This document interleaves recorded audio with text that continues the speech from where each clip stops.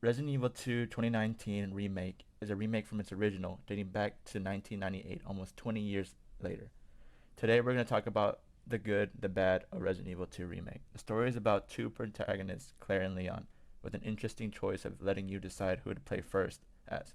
And after completing the story of one, you have the opportunity to play the other character's perspective. One of the things I like is they weren't lazy about the second half. If you continue the story after beating the first character's part, you face different bosses, use different weapons, new paths open up. The alternative costumes are also a good extra detail.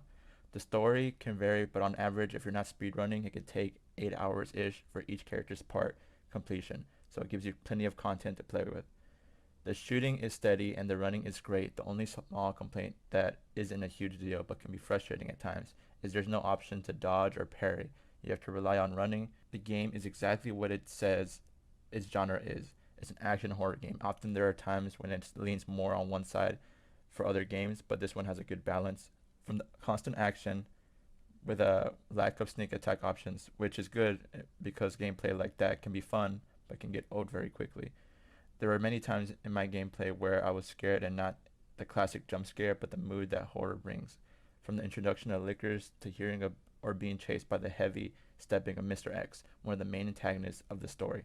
Music was amazing, it controlled the mood well, and so was the acting.